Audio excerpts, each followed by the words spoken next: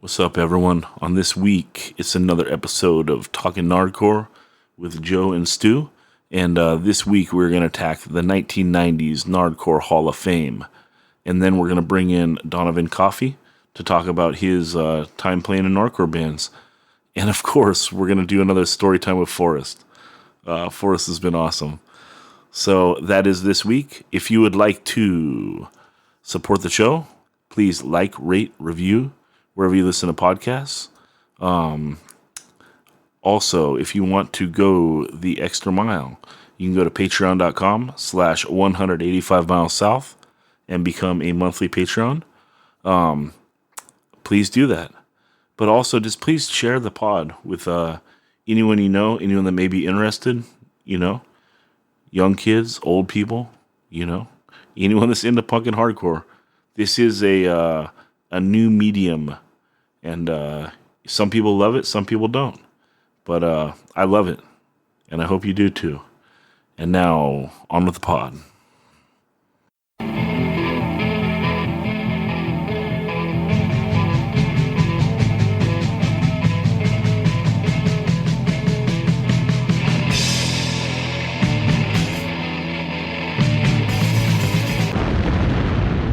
"185 Miles South", a hardcore punk rock podcast.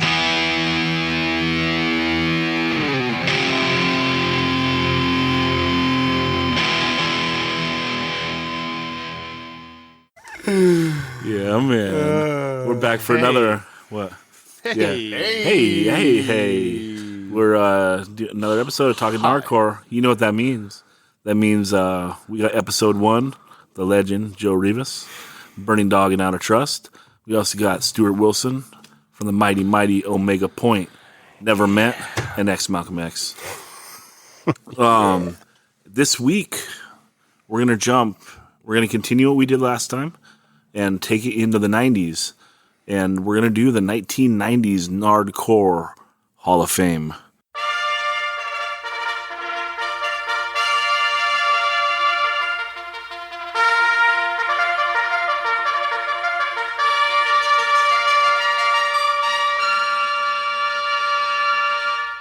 And so this is all stuff that we agreed on.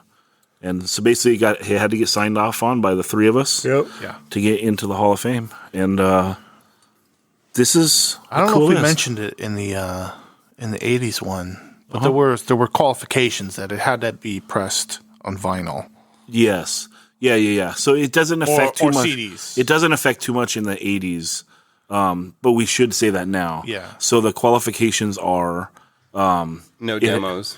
No demos. So we are allowing CD only releases because there are several in the 90s. Yeah. Or I mean that was pretty prevalent in the 90s. Yeah.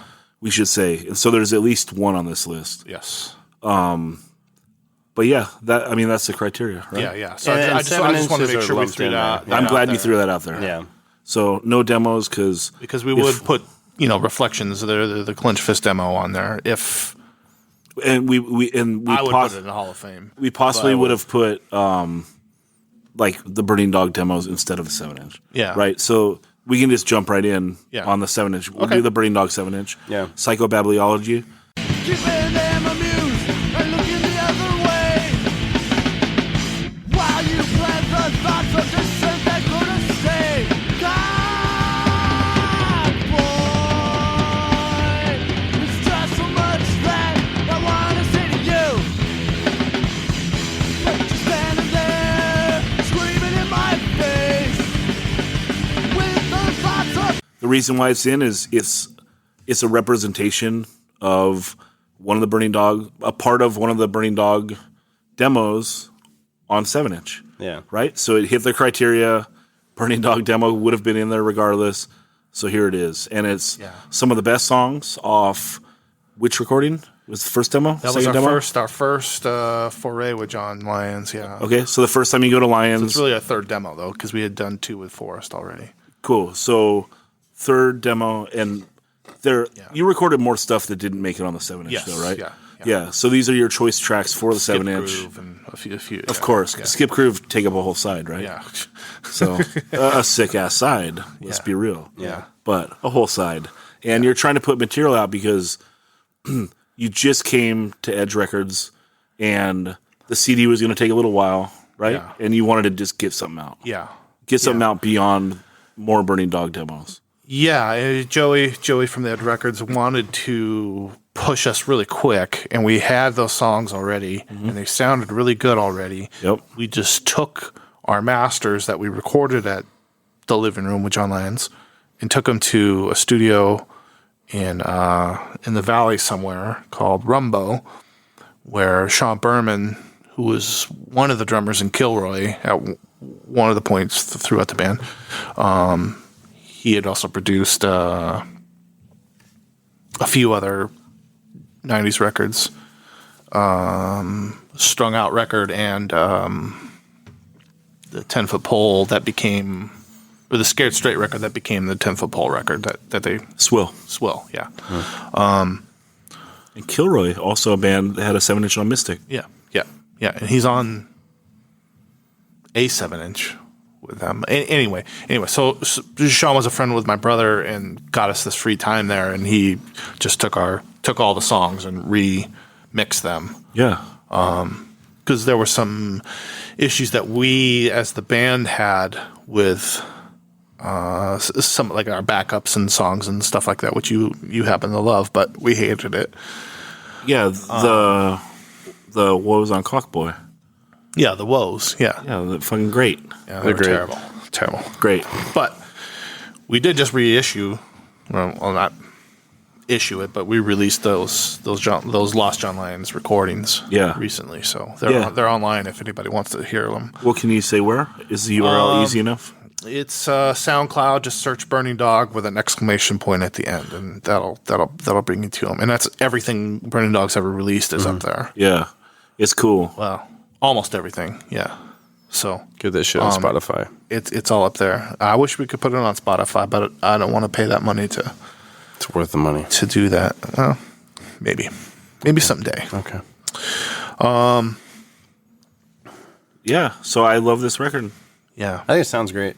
I think that I do look at the three bands as you guys creating a sound in the 90s. And I think like I kind of mistakenly came across it on the other podcast when I was trying to describe what like the Clench Fist, the Burning Dog, and the FAY sounded like.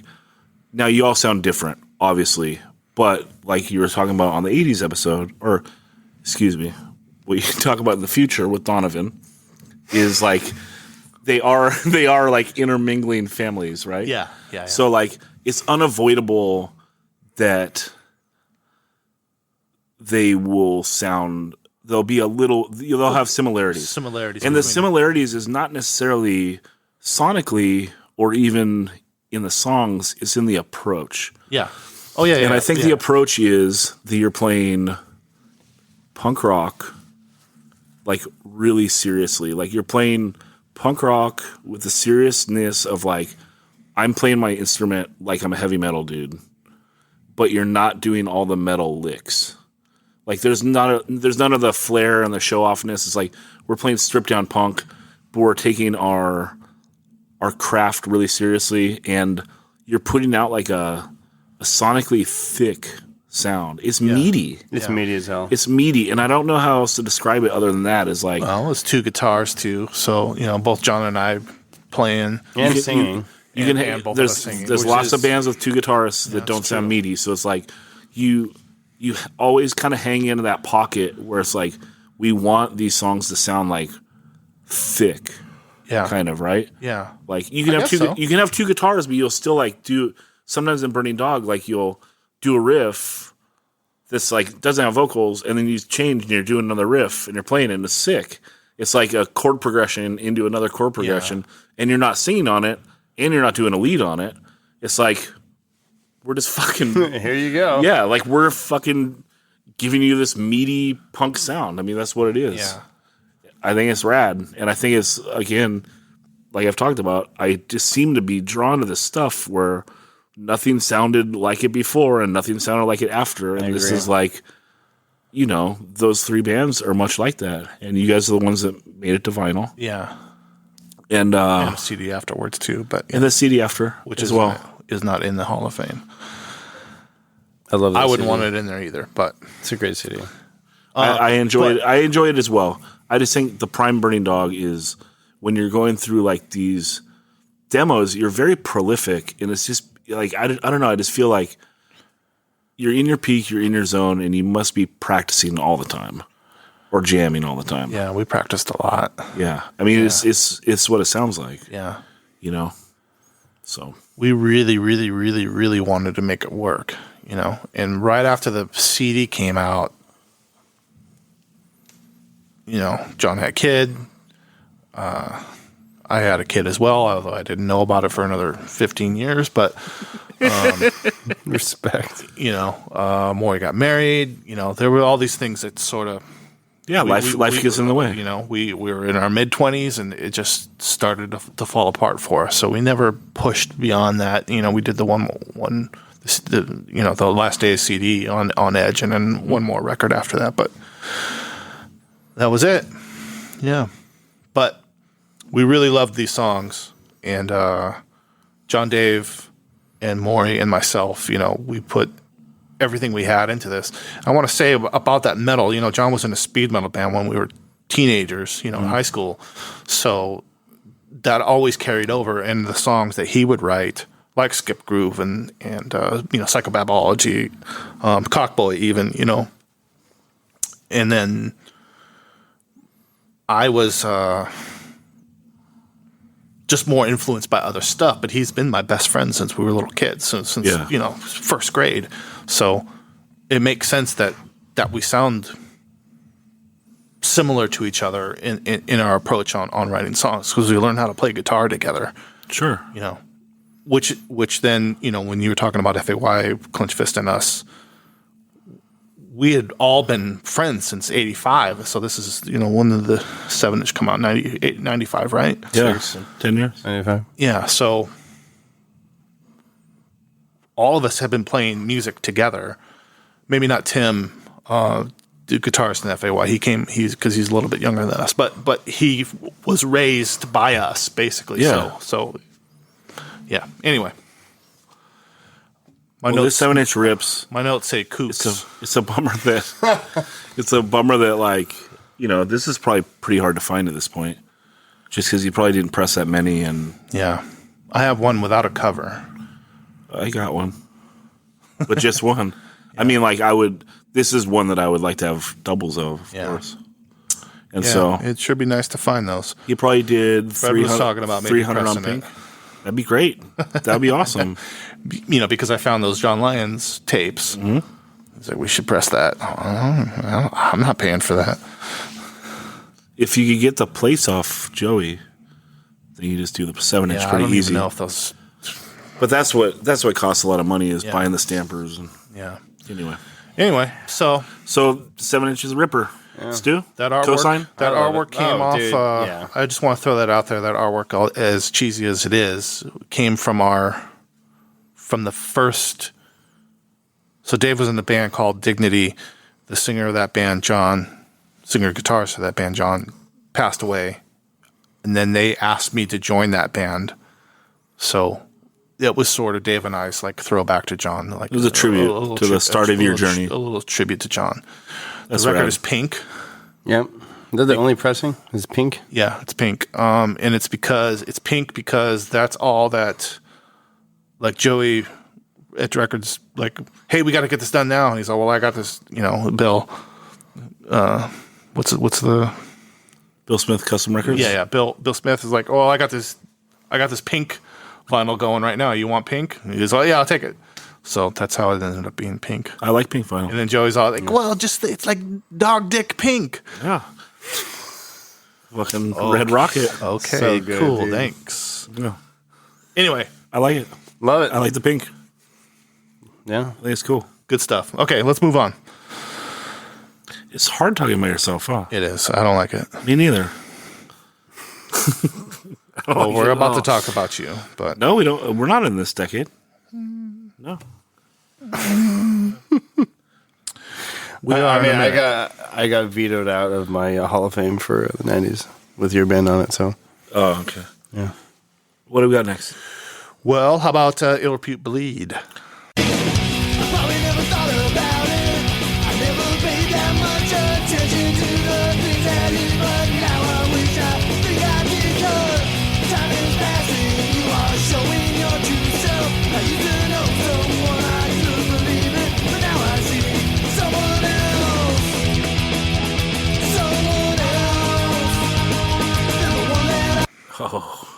Don't tempt me.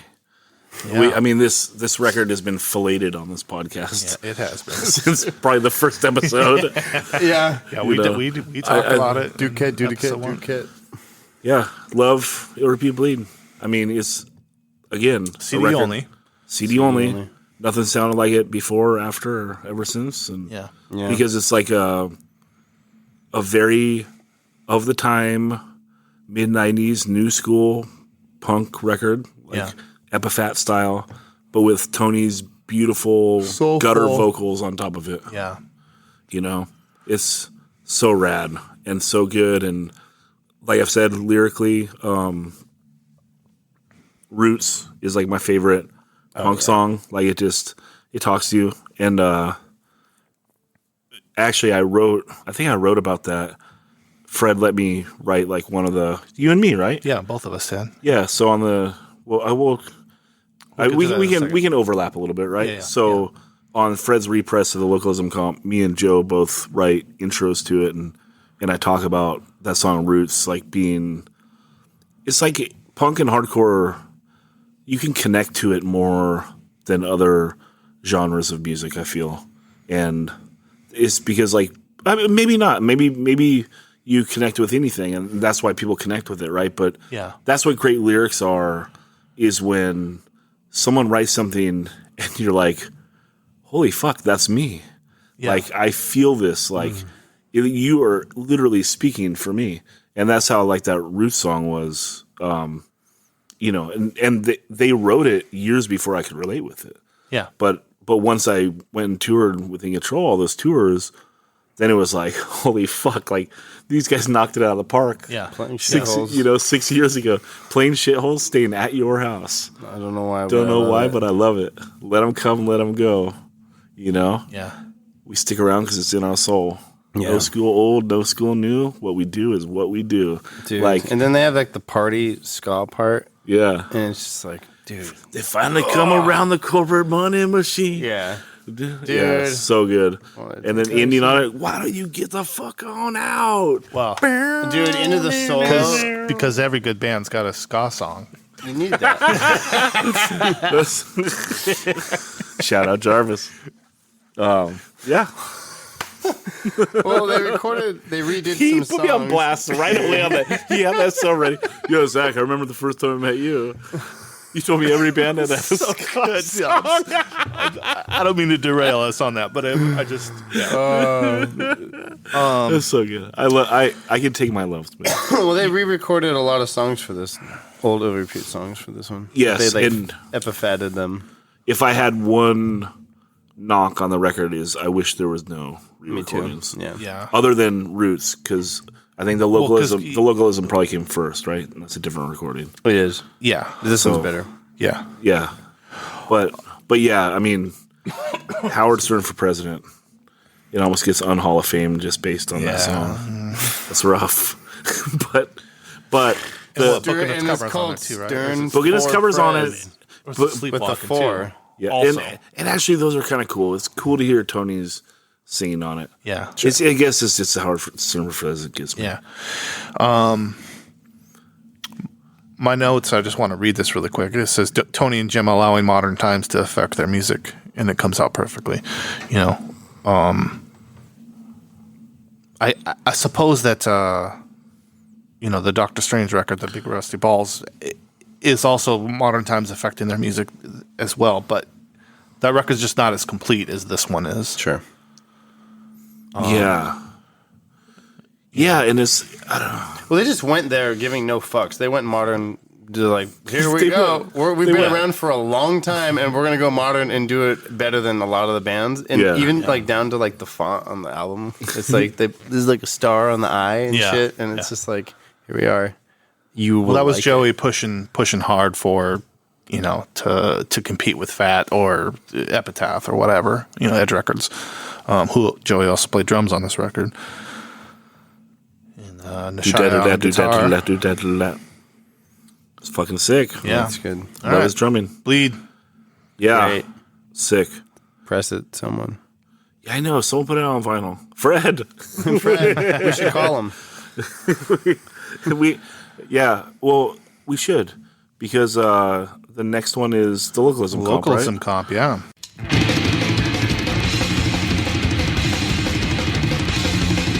Reflections. This is about tomorrow. We for a brighter day. Another wave. Another wave. Another wave.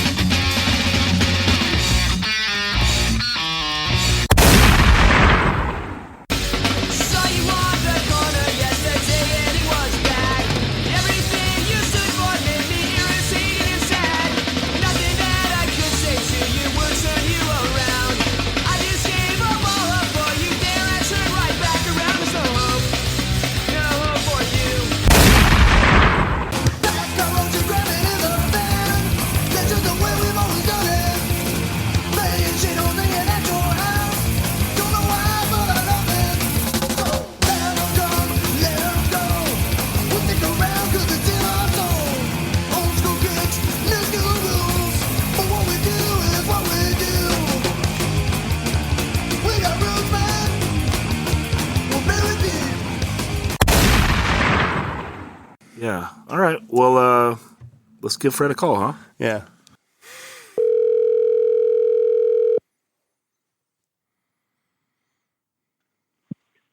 Hello. Fred Hammer. Yes, sir. Yeah, dude. What's up? What up? What up? You're on the pod with me and episode 1, the legend Joe Rivas, and Stuart Wilson from Omega Point. Yo. Hey, what's up, gentlemen? What's up, Fred, dude? Fred, what's up, buddy? So we were doing on this pod the 1990s Nardcore Hall of Fame, and one record that's got to go in is the Localism comp. Yeah. And it's a perfect All right. time. It's a perfect time to talk about it because you just did the repress, and you did the record. So I wanted to talk about it a little bit. All right, sounds good. Let's do it. Yeah. So let's just talk about your idea. Like, why then, and how did you go about it? Well, the original Nardcore LP really, really inspired me when I bought it originally. It was just, I mean, it still is one of my favorite albums. And of course, because it's all local bands, etc. And then once I got my label rolling, I was just like, you know, I got to do a compilation. There's so many great bands. You know, this is like, so we're talking mid-90s here. Yeah. And just, you know, all these great bands and old bands playing. And, you know, I don't know. I just had to do it. I had to document it. Yeah. So who do you reach out to first? Because it's hard to get the ball rolling on a project that big. I definitely would say No Motive Okay. because I just put out their 7-inch. Mhm. So Right. No Motive was definitely on board. And, you know, I hung out with the Ill Repute guys. So they were definitely on board. And I knew all the Stolic 13 guys, so they were on board. And then after that, it just, I can't remember the order, but probably Clinch Fist and then definitely Burning Dog, Yeah. you know, Joe Rivas, the legend, and all them. Yeah. And then I just, Fred. and then, you know, this is before really the internet was really, you know, high-speed internet, etc. So just at shows, I would talk to people. And then that's when Record Outlet in Ventura, California was open Right. over by the movie theater by Toys R Us. Yeah. Yeah. And I put up, correct. So I put up flyers and, you know, it just went from there. And as anyone knows that is involved in the scene, whether doing shows, putting out records, playing in bands, it was one huge headache. Yeah. Yeah. How long do you think the process was from like the first, like, I'm gonna do this comp, No Motive, you'll do a new song for my comp, right? And then Correct. and then it coming out. You think it's a year and a half? I mean, it's gnarly doing a comp. Yeah, I would say a good year. Yeah. I mean, it went pretty fast, Mm-hmm. but you know, like we've talked about this before, it's just so hard to get everyone just to gather their stuff and record and turn and everything. But I would say a year. Yeah. But the funny thing was, I had hookups for printing, so I could get all that done. But the funny story about getting that pressed, I got the stampers and I dropped them off at Bill Smith, and he said he would always hook me up. So he said, a couple weeks, I'd come back on a Friday. And he opened really early, like 5:30 a.m., 6 a.m. So I showed up, and he hadn't started it. Yeah. So I just said, dude, I live 2 hours away. I'm just going to hang out here. So I just read a book on the couch, like walked around El Segundo. And by that evening, the album was done. And I was driving home with it. So sick. That's tight. Yeah. And then you decided to do a repress this year. And what brought that? Correct. What brought that about? I mean, no special event really. I just, sort of got the itch to repress some records and dug in the closet and found the stampers. Yeah. And Bill Smith Records pressing is no longer around. So I had to call around and see who could use their stampers. Yeah. And I found a place. And, they said they could do 100. So I did that, and I found another printer and just went from there. And it was cool, man, listening to all that stuff. It brought back a lot of cool memories. Yeah, and the first one, like, you stuffed the first one fat. And then, like, this one, you went overboard. Fatter. It's like I'll see the first press and raise you a poster and a bunch of other inserts. Double-sided poster with original artwork from two Nard legends. Yeah, it was, I always love stuffing records full of stuff because the worst feeling is opening up a piece of vinyl and nothing's inside there. Yeah, nothing at least falls for me. out. We were just talking about that. I mean, personally, that's just me. So, I just, and I did a fanzine. I love graphic art. I love actual print. So yeah, I just stuffed that thing big. Yeah, it was sick. Yeah, the new one looks so great, Fred. Oh, So- yeah. Thank you. I appreciate it. Thank you. Yeah, and And if anyone wants to order it, just hit me up. iloveoxnard@hotmail.com. That's iloveoxnard@hotmail.com. Or they sell at Salzer's Records in Ventura. Yeah, they gonna get them at Rev, Fred? Yeah, Rev's gonna get them. Revelation's gonna get them. Yeah, so revhq.com also. We want to make sure Absolutely. that Adam can keep his lights on. Absolutely. Right? So what else is going on, Fred? You go to any shows lately? I went to the No Motive 20th anniversary show, and it was really cool, man.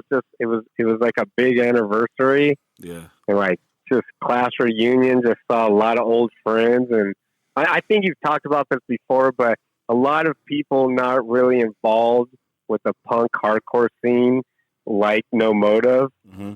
So there's random people there that I haven't seen in 20 years, and that was cool. And yeah, that was a cool show. It was great. That place is rad. Yeah, it's cool, man. Good sound, Great sound. mellow. Yeah. And I'd never been there, and I got to say the staff is pretty cool because there were some drunk people falling over, and Yeah, they handled it pretty good, huh? they did everything. Everything was real professional, and the sound, and yeah, it's a cool place. Yeah, they didn't even kick out Andy Diehard, and he was totally shit faced. Or JP, right? Yeah, that was something, huh? That was great to see. Yeah, that was fun. Fred, you went to the other show that night too, didn't you? Oh yes. I'd like to talk about that. I went and saw Civil Conflict. I helped release their CD, Yeah. and that was a fun show. It was at the Oxnard Performing Arts Center in one of the smaller rooms. Mm-hmm. And I hadn't seen a show there since the 80s, even though me and Pat No Motive worked there in the 90s. Right. And it was cool, man. There was a good crowd, a lot of younger people, some older people, and Civil Conflict ripped it up, and you should go buy their CD. Yeah, and you helped them with it, Correct, yeah. like with some of the art. I did some art, and you know what? I really just walked them A through Z how to release a CD. Yeah. And, just walked them through the process and made sure everything was right and correct. And, it came out good. I'm happy with it. That's so sick. That CD rules, too. It's really good. Yeah. Cool. Thank you. Yeah, and then that was cool because they were playing with Ill Repute. And so it's like total cross-generational, right? Like 15-year-olds playing with Ill Repute. Correct. Yeah. And both It was awesome. Yeah, it was cool.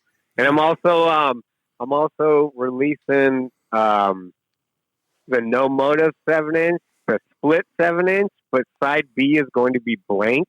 Okay. So it's just going to be White Cars and True Reality, and the other side blank. And it's the same thing: fat package, new cover, a bunch of inserts, etc. And I'm also going to re-release the Unity Blood Day 7-inch. Oh yeah. And repressing that, and both of them also I'm just doing 100, so they're going to be pretty limited and hand numbered and colored vinyl, etc. That's so cool. Nice. Those No Motive songs are rippers. Those are my favorite ones. Yeah, I love them. So people need to hear them again. Yeah, and the Blood Days. You didn't do that many of them, right, Fred? Because I was like out and gone. Yeah, I only pressed 300, so get another 100 out there for the people who missed it the first time. Yeah, and I love those songs too. So yeah, it's super cool. That's a great record. Yeah, because it's the songs off Blood Days that aren't like the re-recordings, correct? Correct. Yeah, everyone's got to get that. That's classic. I mean, with Southern California hardcore, right? Like with Uniform Choice and Unity, all that stuff. Like they're kind of closely related. Oh It's yeah. a classic must-have. So Yes. dude, I want to get Pat Dubar so bad, Fred. You got to help me out. All right, man. I'll see what I can do. Do you think you can track him down? Yeah, I'll make some phone calls and see what I can do. All right, that'd be sick. He's kind of one of those guys that we haven't heard too much from him lately. I think. Well, what's that? Yeah, I just think that people would be interested in hearing from him. Absolutely. What? Any news on Doug Moody? No. Oh, actually, fuck. We waited too late. I was thinking we were gonna just cold call him, but we got real busy. We had to do some interviews earlier that kind of backed us up. I think that's a good idea. If you cold call him, I think you could catch him. Yeah. Well, Big Bob was hanging out today. I was trying to get him, but he was busy. Okay. He's going to that show tonight, the one over at Casa Agria. So he printed a bunch of The night we're posters and recording stuff. Yeah, the night we're recording this. But yeah. Okay. All right. Cool. So, he's around, dude. I got to get him. We love Big Bob. We got to get him on the pod. this. We'll make it happen. Hell yeah. Yeah, dude. But yeah, you got anything for Fred, Stu? Dude, no, I think I got it all. I've heard it all.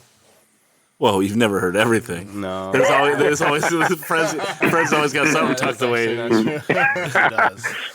So, yeah. Always have something tucked away. But no, yeah, I mean, everything's good, and it's fun to re-release this stuff, and just new packaging and etc.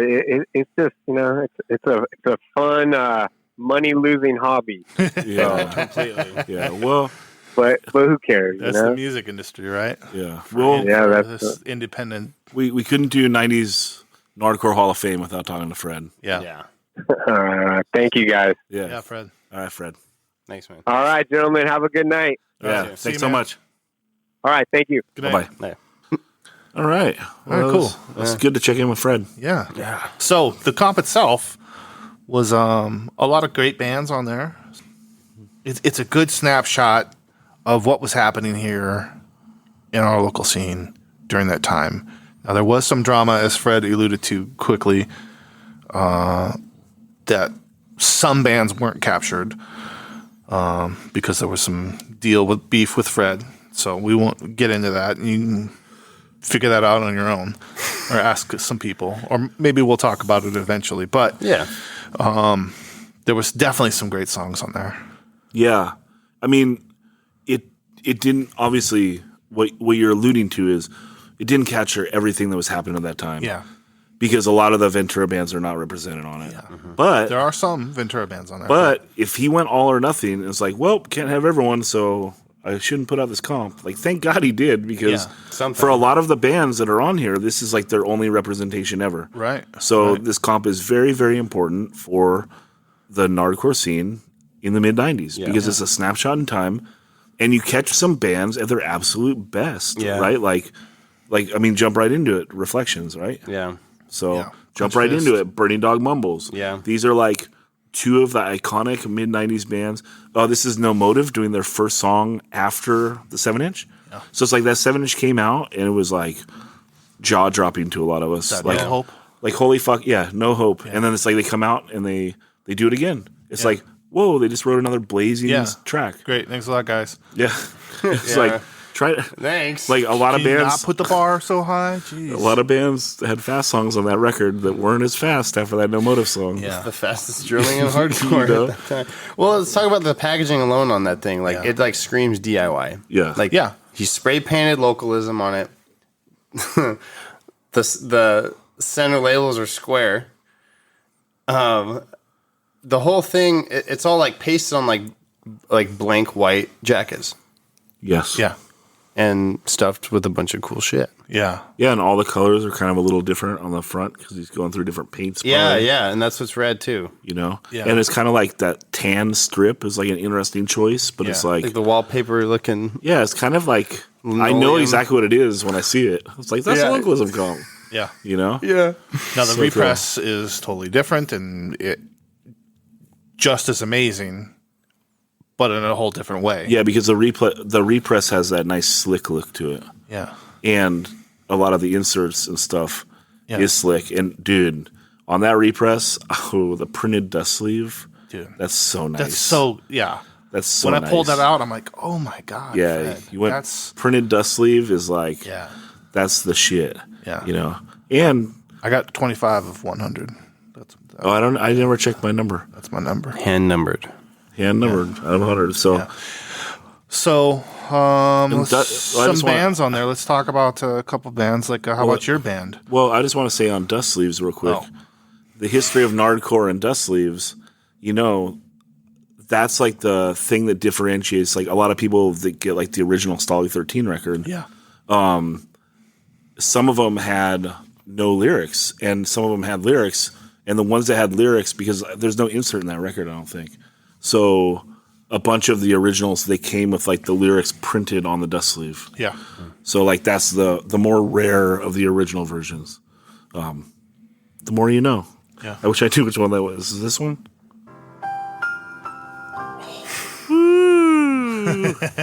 Got it. But yeah, So let's talk about your band on there. yeah, we should talk about your band, dude. Mumbles, one of the greatest songs on the comp. I love it. Mumbles, mumbles, living on the street. Mumbles, mumbles, dizzy can be beat. Mumbles, mumbles, da da da da. Mumbles, mumbles. Oh, she needs a little so she doesn't match the decor of your house. Now she lives in a trash can, kind of like a mouse. Won't come back. She changed the locks. Now she makes a home in a triplex box. There you sit in your Star Trek life. Got 2 kids and an ugly wife. Lovely wife. Lovely wife. Never would I have sing a song. What would you do is, yo, mom. Dude, that flow, My rap skill? Yeah. It's pretty good, dude. That's pretty good. Your mom's homeless now, you fuck. Yeah. Your mom's a bum and it's all your fault, you fuck. That's what it was. Is that it? Yeah. Yeah. So how did Fucking angry, dude. how did Davi like your flow? Because Davi's like in that game at that time. Yeah, Was he I like, don't- holy shit, Joe, you got it? I think he prepped me a little bit with that, you know. I mean, he That's what's up. he wasn't really doing singing back then. He was just doing backups and stuff. But he was writing a bunch of that stuff, you know, for Coup d'etat, Solon later. But that's a super early Burning Dog song. So that's like that song, that music actually came from Dignity, which was the band that Dave and I were in '89. Mm-hmm. So. That music, at least. And then I wrote those lyrics about some transient that lived downtown in South Oxnard that we called Mumbles. That's what everyone called her because she'd just sit there and talk to herself. But yeah, anyway, Song rips. Yeah. let's talk about your band. Yeah. Let's talk about the Acquitted. No, let's talk about It Doesn't Matter and how it's the last track. I think Fred just like tossed us on last because he didn't really know us. Like Kevin was his neighbor, Yeah. the drummer of that band. So I don't think he took it seriously at the time because But- why would anyone? Like when me and Kevin started the band, it was just me. Before Todd was in the band, we were a 2-piece. Yeah. And we played like a handful of parties. And like I didn't think it mattered because I had a fucking flying V and a death metal pedal, and I was like, dude, I sound What else thick do you as need, fuck. bro? Like, we don't need a bass player. Like, Yeah. why would we get a bass player? I already sound thick as shit, And yeah, I mean, The Kevin played- importance of that being captured, and you and Todd, who you guys are today, all the influence that you guys have had on like Stu's generation specifically, that's a huge deal that song is on there, capturing who you guys were then, as kids. To me, that's just amazing. It's pretty lucky that Yeah. it got captured. Yeah. Right. And so that is something neat about the Localism comp. Yeah. That's like Todd's second initial punk band distress in too. mine. So yeah. which is I think Todd's song as well. Yeah, and that's Todd's first punk band, I think, and It Doesn't Matter was his second and my first. So It was just cool Pretty wild. for me personally, getting that thing. Because I got it in high school at Grady's. And I was like, what the fuck is this? I got it it was like $10 or something. And I had seen It's Alive stickers, around. And I remember I got home, played it, and like a bunch of puzzle pieces were like put together for me. Because like at the end of that last Retaliate track on Coup d'etat, you lay out all the bands you're in one of the verses. And I was like, whoa, like this is It Doesn't Matter from that line of that song. I was like, this is crazy. It was just fucking cool. yeah, we're lucky that song came out. It was cool. Yeah. It was rad. I actually like that song still. And of that demo, it wasn't like the best song, but it's the least embarrassing song. Because we had a better song called Mr. Brown. It was about the vice principal. This is actually funny, dude. So when It Doesn't Matter went and we recorded at the living room with John Lyons, I had a line on that Mr. Brown song. This is the vice principal at Oxnard High. I can't remember. I got detention or some shit for having like this giant chain wallet. And like, but it was like I had a real fucking chain with like a big ass lock on it too. Like, and they're like, "Dude, you can kill someone with this. What are you doing?" And so I wrote a song about him because I was like upset about getting detention or some shit. And I had a line in that song that said, "I wish you were a horse so I could beat you when you're dead."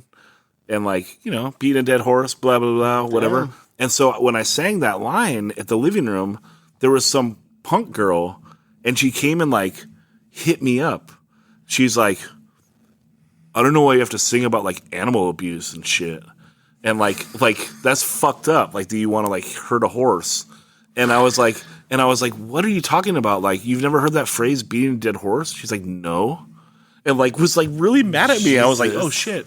This is my first time like getting like punked by a punk that's punker than me, but is really just a dumb fuck. Yeah. But like when you're 14 and 15, you don't have the wherewithal to be like, hey dude, like you're 17, so you're like way older than me and punker than me because you look punk, but you're fucking stupid. Fuck you. So I'm sure. Yeah, I'm sure it all worked out for her. It's probably fine. I just want to talk real quick about Pig Alley. Let's do it. They have that song "Handful of Clouds" on there. How different that band was than anybody else. How much they stood out. But one of their catchier songs. I absolutely love that band. So I just wanted to give them a little bit of love and mention their name. So. Yes, that song rips. Shout out to Pre-Pig Alley with the man Mike Wolf. Ugh. That was their band. Apparently. Yeah. EYCH. Yeah. But yeah, that's a killer song.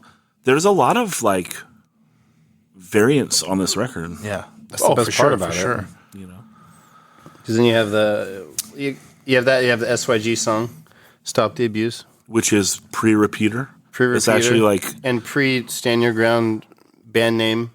yes, I had nothing to do with that. I wouldn't have used the name Stand Your Ground, but they did it. I guess they asked Fred like, "Hey, can we use that name?" Or maybe Fred threw it out there or whatever. But silly, I wouldn't have done that. Yeah. Well, But whatever. I mean, teenagers, right? Yeah. So yeah, Fred had a band SYG, and then Todd and Aaron started Stand Your Ground in like '98. Mm-hmm. So, but they would try to never be SYG. No, it was Try to We're Stand Your Ground. Spell it out.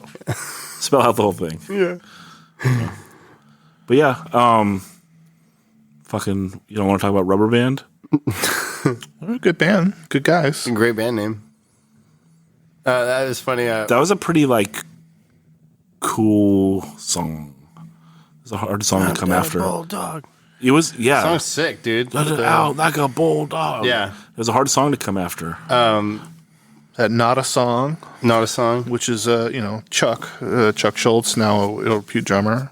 Great band logo. His first I don't want to say his first band because I think he's in bands before that, but this is his first introduction to all of us. Great band logo. My least favorite song on the comp. Yeah. Well, Great band name too, though.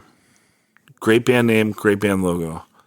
But that what do they repeat over and over and over? self-destruction. Self-destruction. That Coat Hanger Kid song is fantastic too. Yeah. Yeah. Yep. So brand. Shout out to the Rhodes Brothers and Lots of good shit. How Bobby. fucking gnarly that band name is. That's a great band name. That's actually one of the they went and took they robbed what do you call it, the protesters like in front of Planned Parenthood, that would have the Coat Hanger Kid pick like paintings, not paintings but like photographs on poster boards, and they took all that stuff from them. Well, yeah, their logo is like a bloody coat hanger. Yeah. It's one of the Nard records I don't have. The 7-inch. Yeah. I need it. And there's been one on Discogs, but it doesn't have a cover. Did the 7-inch proper have a cover? Yeah, I mean they were handmade. I mean, Okay. So maybe they just a bunch don't have covers. like Hammer Style, where it's the Kinko's pressed. but it had a cover. Yeah, there was definitely a cover with them. Yeah. So there's one online right now, but it has no cover. Yeah. So I'll wait. I'll get it eventually. Bobby, if you're I listening need to this, that. hook Zach up if you got those covers. I need that Coat Hanger Kids. Yeah, or if someone just has a cover. And this, Give me the jump so I buy it on Discogs before Stu.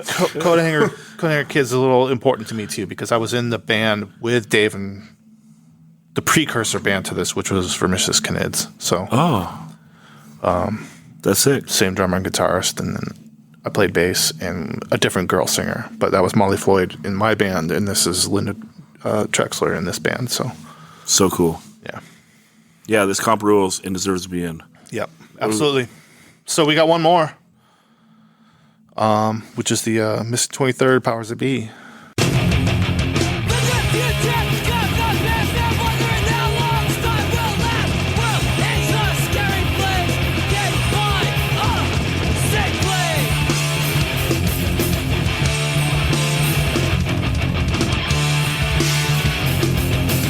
And No Motive Sadness Prevails. Oh, Two more. Those are good though because those are both like late.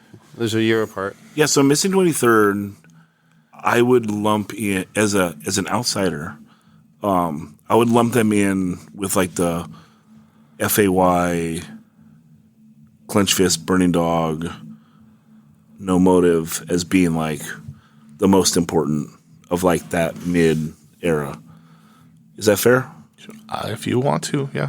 Don't you think that Missing 23rd fits right there? Oh yeah, as well? yeah. Okay. I just don't know that we fit in there, but Okay. yeah. So, but then Missing 23rd actually, that's them in with their demo, and then they actually stay a band into the early 2000s. Yeah. So this LP is pretty wild. At this time, they'd done a demo. Two They did a demos. 7-inch. 2 demos and a 7-inch? Yeah. Okay. And then this is their first LP. And it's 99? 98? 99? Okay, so It's on Mankind Records. we've been trying to figure this out. John and I have been texting back and forth. So Discog says 98. The record really didn't come out until 99 Okay. because Igby lagged Okay. on getting So- actual records. But they went on tour to support the record before the record came out. And they did the record release show for this was with No Motive for Sadness Prevails. So they did a dual record release show. Double header. I have a flyer for that. Yeah. That's sick. So this is them. It's crazy because they were always like kind of a straightforward like DC influenced band, and this is them branching out, but branching out like the perfect amount for a first LP. Yeah. Right. This thing is great. Yeah. Yeah. There's a few songs that are on the some of the demos. Yeah, like Hate. Hate, Power and Money, Yeah. but then other stuff that wasn't that had some slightly different sounds.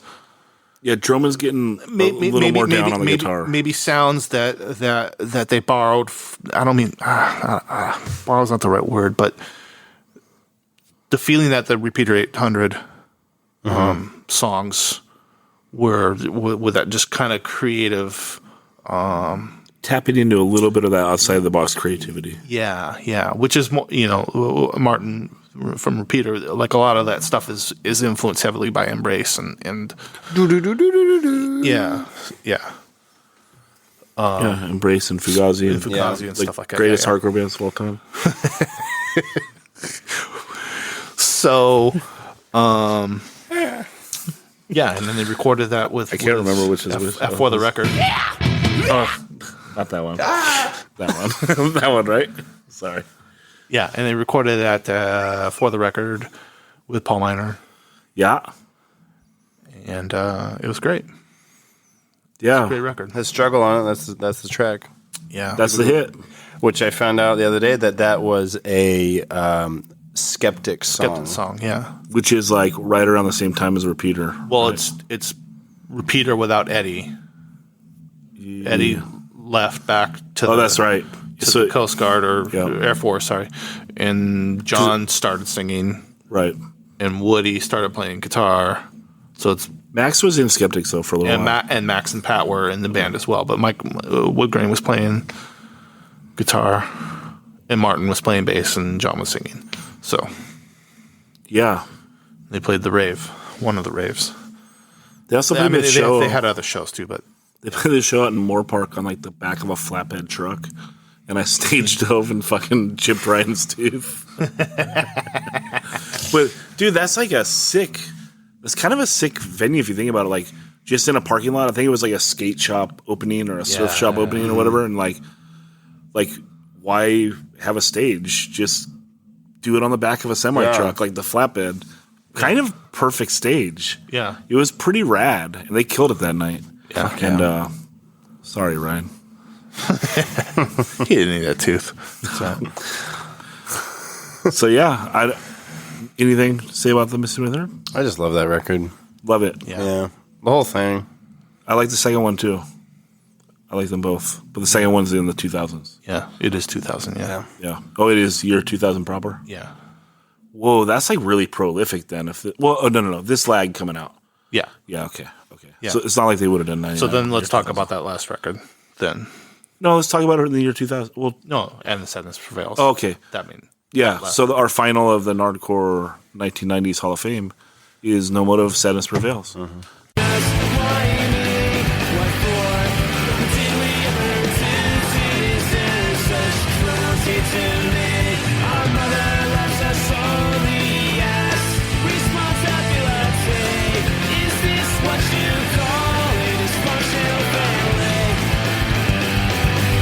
And I would have argued for the 7-inch. I think the 7-inch should go just because it's so fucking crazy. Well, it's got a Yeah. ska song on it. Hey, dude, every band's got to have a ska song. But it's cool. No, I think the rad thing about this is No Motive had gone through so much stuff at this point musically, right? Yeah. They come out the gate fucking blazing. There's no demo. The demo is the 7-inch. Yeah. And it's like, okay, these guys. Here's just, the bar, motherfuckers. Yeah, right. They come out. They set the bar so high, it never falls off. Like they do No Hope, which is on the Localism comp. Then they come out with the 2 songs that are on the Choice split. The Choice split. Which Fred just told us. It's getting repressed as a one-sider. Just the one side, yeah. Sorry, Mike. Wherever you are. Yeah. Yeah. And then and then they kind of go then they do Cynical, and then they coming out of Cynical they go into like they go do hardcore, a shit like, ton of it sounds like- demos. Yeah. They do a shit ton of demos, Yeah. and so part of that was like they do the hardcore stuff, like the Scarred for Life stuff that Right. they did in like the Ojai studio with Legend Joe Rivas doing guest vocals. Yeah. Right? In the end, there'll be Scarred for Life. Yeah, and they're just kind of like poking around, kind of like trying to find a sound. Trying to find something, yeah. Yeah, where it's like they're. And it's funny that the way that they went is not any of that. What they became. And that's not a bad thing. I mean, obviously, some of those demos are like tributes in one of those demos, and which is also on Sadness. Which is the only song though, and Solemn's Solemn. Okay. Yeah. But Tribute, I think, kind of, if you took the speed out, it does capture like kind of like the melancholy melody. That literally of, is a song that ties both those records. That's together what I was going to completely. say. Is that it's got that speed and everything, but it has this Ugly chords, dude. all these, not just the UCs, but like the sentiment of if the auditory sentiment. I don't necessarily mean like Jeremy's actual lyrics, but the auditory sentiment of what Sadness is. Yeah. Dipping in a little bit more to like the darker notes. Yeah. This is a feeling. Yeah. So it's a feeling of, I don't know. It's hard to describe. Sadness. Yeah, well, sadness prevails. It prevailed. So How about that artwork? It's fucking cool. that's a Cano artwork? I think so. Yeah. I think it's Balt's brother, right? Yeah. I mean, Gabe and Ray did. I don't know. I'm pretty sure all of that. Yeah, it's all cool. the records. With the leaves? Do you have it? What's that? Sadness? Yeah. On LP? Yeah. Hell yeah. There's only 500 of them. They're really rare. Yeah. They're really rare. It's a $50 record. Shit. Yeah. So they're doing a repress. And everyone should go and buy the repress right now. Only 300. Only 300, so hopefully they're still available by the time this pod comes out. Yeah. But yeah, only And the 3. 7-inch. You get the 12-inch and new 7-inch with 2 new reimagined songs. Yeah, like the acoustic version of Life Goes On. Life Goes On is Verity is going to stage dive too. now he's got the 7-inch, so you can just stage dive on his bed. It's a lot fucking safer. Rest in peace, A lot dude. safer. Yeah. Rest in peace, Verity's clavicle. Like fucking R.I.P. The last song of their set, during the quietest part, Yeah. knocking over the fucking crowd mic because they recorded that whole show. We're talking about No Motive just did a reunion show and played, and then the last song was this song, Life Goes On, which is actually a rockin' song. Yeah. But they played it. They sort of played this new acoustic version at first, and then they go into the fast part. But Verity decided to stage dive during the mellow part and jack himself up. As an American hero does. Yeah. But it just misread the audience a little bit. And took one on the clavicle. He misread the floor is what he did. Heard him over the music. Yeah, I know. It's on the bass. But yeah. Yeah, so anyway, it's a fantastic record. Great record, start to finish. Yeah, whole Start to thing. finish, all the songs are good. There's a hardcore song on it, which I fucking love that song. Yeah. So what?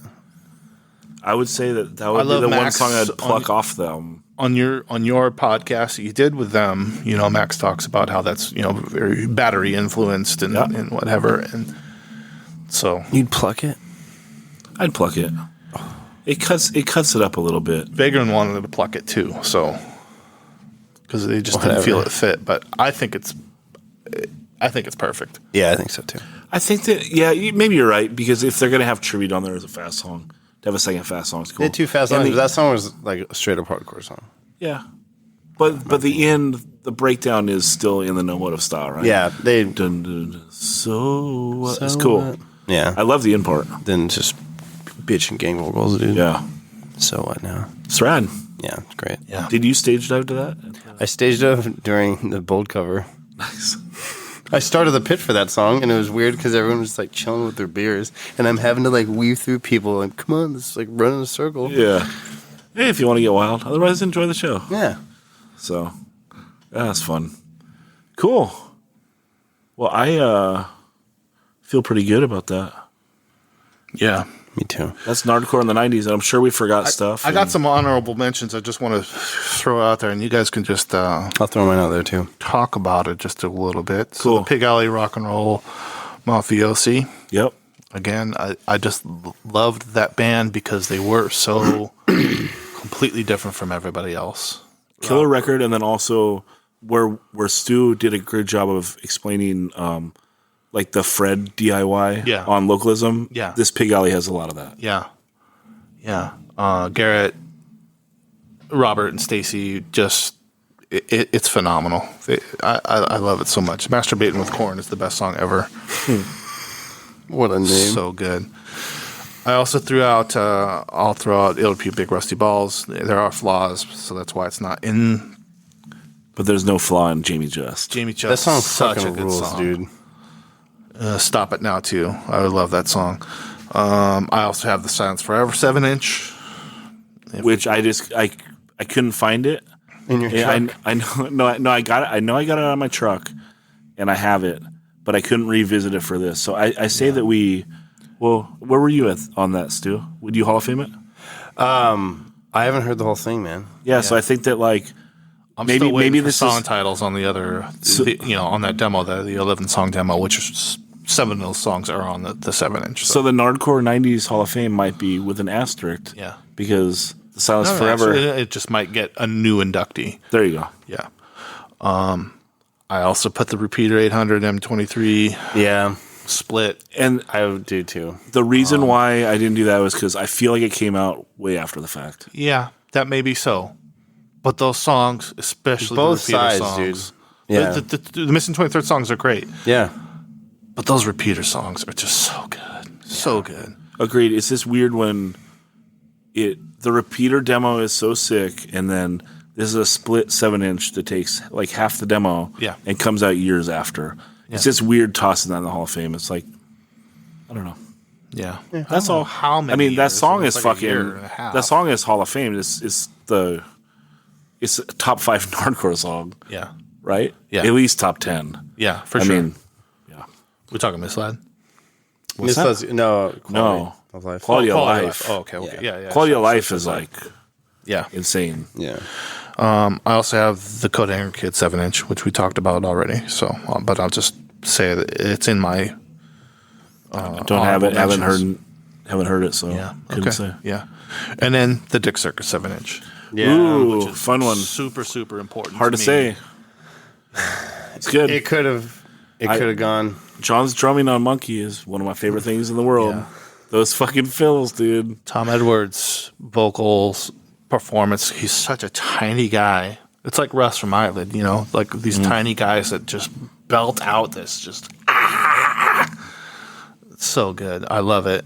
And then Summers, her vocals are It's so bratty, super dude. good. It's Yeah. so sick. Again on And Monkey it's perfect. when they blend together. Yeah. That's a song where I think yeah. they blend perfect. Yeah. The dropped out of school, man, Curious George, and the man in the yellow hat. Yeah.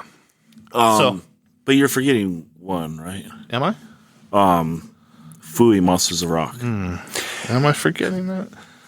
It's good. It's good though. I like it.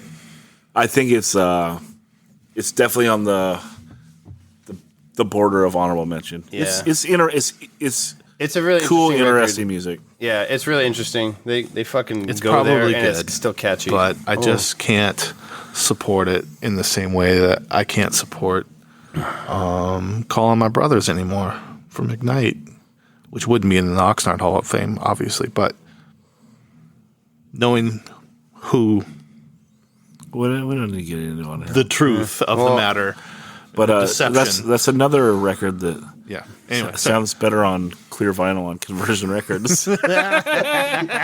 So let's did you have another? I think for me the Stand Your Ground 7-inch. I love that. Everyone I know, all my friends love that 7-inch. that's cool. I have every copy of that 7-inch. That's cool. Me Clear too. vinyl? Is it good? I bet you do. No, I mean yeah. That was the first. That was the first record I ever sought out to get the complete collection of. That's cool. I think it's an okay 7-inch. I just think it's right before Todd started coming to his own as a songwriter. Yeah. It's kind of like the last record where he hadn't found his voice yet. Mm-hmm. If I was going to choose something of that stuff, I mean, it sucks that the second Voice of Defiance 7-inch only had like 99 copies come out It's on good, some though, Euro too. label. 99. So it's like, how can you expect anyone to ever hear that? You know? But I think musically that one is good enough. And then I think for the importance in the way the trajectory of my bands went in the related scene, I think First Voice 7-inch should be considered. Even though I don't know. It's tough with those ones. I like both, but I think the Stand Your Ground because there's more dance parts. And But the Standard Ground 7-inch is also like more generic of the time hardcore. Yeah, that's what I was going to say. It's just slightly a bit too generic. I haven't heard that voice, the first Voice 7-inch, in a long, long time, so I can't voice an opinion on it. You like Fair that? enough. Fair enough. So, should we go to a guy with better jokes than that? Our friend What a great Forrest. story. I think we should. I wonder what he has for us. Yeah, let's go to Storytime with Forrest, and then after Forrest, who we bringing on, Joe? Bringing on Donavan. Donavan Coffey. Yeah, and we're going to talk through everything from his start into Clenched Fists, and then basically his whole trajectory through the world of punk rock. Into Out of Trust Today. Yeah. Into Out of Trust with being in a band with Joe today. So that's coming up. So first off, Storytime with Forrest. Then we're bringing on the man, Donavan Coffey. Okay. Cool. All right. Yeah. Storytime with Forrest. Take one. Hi. So, here's the story about how Mel Gibson and his ex-wife had to suffer through the Localism compilation. We can laugh. So, this is back in the early 90s. I got this weird fucking job. And it was kind of an acting gig, right? So there's this area in Malibu where nothing but rich and famous people lived there. But there were trails that were owned by State Parks and Recreation. There's also a religious retreat, so they couldn't legally keep people out of there. So I was hired as a prop. I literally sat there. I swear to God, dude, I was wearing a fucking security uniform, like Roscoe Pico train from fucking Dukes of Hazzard. It was like powder blue with a dark blue fucking thing. I had a plastic fucking badge and like a stop sign and a clipboard. So I couldn't legally keep people out. I was there to make people think they couldn't come in, right? And like I even had to word it right. Like you know, people would like pull up. I'd be like, "So who are you here to see?" Yeah. Well, we just want to take a look around. Well, you know these are private residents, right? No, we didn't know that. And then they turn around. I couldn't tell people they weren't allowed in. Right. Also, if somebody just fucking flew past me in their car, I'm just like, just wave at them and they fucking drive by. So, one of the people who lived in this area was Mel Gibson with his previous wife, Robin Moore. And they had at the time like 5 fucking kids, right? But every fucking day, Mel Gibson would pedal down on his little fucking BMX. I'm just kidding. He was like on his mountain bike, but he'd fucking come down every day because he told his wife, Robin, that he quit smoking. So you might not realize this, but he actually does have a pretty thick Australian accent. And every day he'd come down, "Hey, Forrest, let me get a cigarette from you." I'm like, all right. I give him a cigarette, and we'd smoke a cigarette and just hang out and talk for a few minutes. Every fucking day, like clockwork. And the guy has more money than fucking God. At least buy me a pack of smoke, something, right? He would just come bum a fucking cigarette. But whatever. We would just hang out and talk. So I was like, oh, he's cool. I just hang out and talk to Mel Gibson every fucking day. His wife and kids, I'd also talk to them all the time. They all knew me on a first name fucking basis. So one day, Mel Gibson and his wife Robin come down on their bikes. And Mel Gibson goes, "Hey, Forrest, there's people taking pictures of my house." I'm like, "Oh, well, that sucks." He's like, "No, they're in a green Suburban, license plate number, blah, blah, blah." I'm like, "Oh, fuck, that's horrible," right? He's like, "Well, who are they?" It dawned on me at that point that he didn't know I was a prop. So I'm like, oh shit. I'm like, no, I'm a prop here. I can't legally keep anybody out. He said, "What do you mean? This is private residence here. You have to keep." I'm like, so there's trails owned by State Parks and Recreation. There's a religious retreat. And he's like, "There's no fucking park here." I'm like, "Didn't say there's a fucking park." So fuck you. I'm like, "Fuck you." So we get this big fucking yelling match, right? Me and Mel Gibson. So he fucking goes home and he calls there's this guy, Grant Adamson, who hired me, but he was the president of the Homeowners Association. He comes to me the next day. He's like, "Just so you know, I got a call from Mel Gibson last night." and he was really pissed off. I was like, "I know." Right? And he's like, "But just so you know, I told him that you were right." I'm like, "Cool." So after that, every fucking day, Mel Gibson would drive past me. He would not fucking look me in the eye. He'd look straight ahead and just point at me with his fucking middle finger like this. Like, he wouldn't fucking look at me. He'd just fucking do that every fucking time he drove by. So anyway, one of his sons at the time was like 12 years old. And this is after all this shit went down. Because I worked there for a couple of years. This is after all this shit went down. And his kid was with some of their friends. And they came out because they knew, because I would talk to the family a lot. They knew I was in a punk band, right? So I'm talking to them. And I was like, "Oh, yeah, fucking, I recorded some shit. There's a new album." I'm like, "Do you have a record player?" He's like, "Yeah, my parents have a record player in the living room." I was like, "I'm going to bring you a copy of this record tomorrow, but it's a punk rock album. The only way to listen to punk rock is you have to blast it loud enough to piss your fucking parents off." That's the only way to fucking listen to punk rock. He's like, "Fuck yeah," right? So I bring him a fucking copy of Localism the next fucking day. Like a week later, he's like, "I fucking love that album." I'm like, "Did you blast it?" He's like, "Fuck yeah." So yeah, Mel Gibson probably hates the Localism album. I think Mel Gibson. But okay, side note. I quit that job, and like 2 fucking years later, I hadn't seen Mel Gibson or any of them in years, but I used to have a 1968 Firebird, which is very recognizable. Yeah. And I was heading up towards LAX, and I was taking PCH. Mel Gibson and his wife had matching Land Cruisers. Hers was green, his was beige. And I knew the license plate numbers. I was like, "Oh, it's Robin Moore's Land Cruiser." And on the PCH, it goes one lane, and there's the passing lane that every once in a while shows up. And I see the truck, and the kids are in the back. They turn around, they see the Firebird, and they're fucking waving. Like, they see me, like they haven't seen me in like 2 years, right? Robin's in the passenger seat. She turns around, she starts fucking waving. I go to pass. Mel Gibson realizes that his family's waving at somebody. He fucking turns, starts to wave, and just fucking points his fucking middle finger at me. I'm like, fucking straight ahead. 2 fucking years later, Mel Gibson still fucking hated me.